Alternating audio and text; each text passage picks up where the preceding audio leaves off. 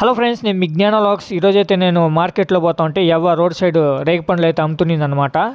అవ్వగారి దగ్గర అయితే కవర్ లేదు, దానికోసం అయితే ఎతకుతా ఉన్నింది. ఈ ఒక షేర్ వచ్చి 50 రూపాయలు అని చెప్పిస్తా ఉంది. ఆ కప్పు నిండా ఇస్తుంది. ఫైనల్గా అయితే అవ్వ కవర్ తెచ్చేసింది. అవ్వ కోసం అయితే తీసుకుంటున్నాను.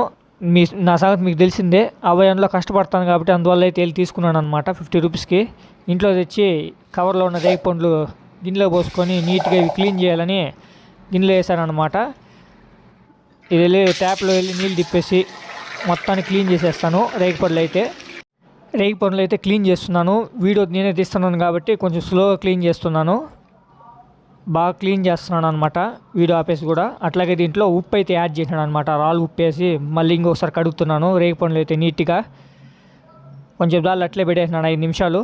ఆ తర్వాత మళ్ళీ వచ్చి క్లీన్ చేసినాను మళ్ళీ రేగి పండ్లు. దీంట్లో ఉన్న నీళ్ళంతా పోసేసి ఫైనల్గా అయితే ఫ్రెష్గా ఉంది రేగి పండ్లు అయితే. దీంట్లో అయితే ఇప్పుడు సాల్ట్ అయితే వేస్తున్నాను అనమాట. నా ఇష్టం వచ్చినంత సాల్ట్ అయితే వేసుకుంటున్నాను. మన ఛానల్ కొత్తగా చూసినట్టయితే ప్లీజ్ సబ్స్క్రైబ్ చేసుకొని బెల్ నోటిఫికేషన్ అయితే యాడ్ చేసుకోండి. అట్లాగే డిస్క్రిప్షన్లో వీడియోస్ కూడా ఒకసారి చెక్ చేయండి. ఈ వీడియో అయిపోయిన వెంటనే దీంట్లో అయితే 1 స్పూన్ కారం అయితే వేస్తున్నాను అనమాట. ఈ మొత్తాన్ని అయితే ఇప్పుడు మిక్స్ చేయాలా బాగా. అన్ని రేగి పండ్లకు అంటుకోవాలా కారం ఉప్పు. స్పూన్ ఎత్తుకొని మొత్తాన్ని మిక్స్ చేస్తున్నాను. నా చిన్నప్పుడు అయితే స్కూల్ బయట అమ్ముతున్నారు ఈ రేగి పండ్లు. 2 రూపాయలకి అయితే ఆ గ్లాస్ ఇస్తూ ఉన్నారు.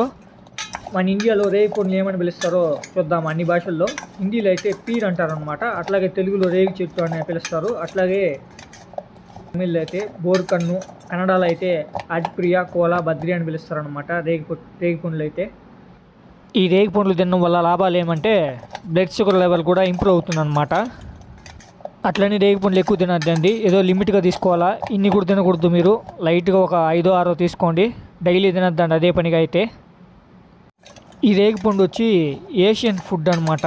అంటే అప్పట్లో ఈ రేగి పండ్లు ఉన్నాయన్నమాట. పురాతనమైన కాలంలో కూడా తింటున్నారు ఈ రేగి పండ్లు అయితే. ఓకే ఫ్రెండ్స్, ఈ వీడియో మీకు నచ్చిందని ఆశిస్తాను. రేపటి వీడియోతో మీ ముందుకు వస్తాను. మీ జ్ఞాన లాగ్స్.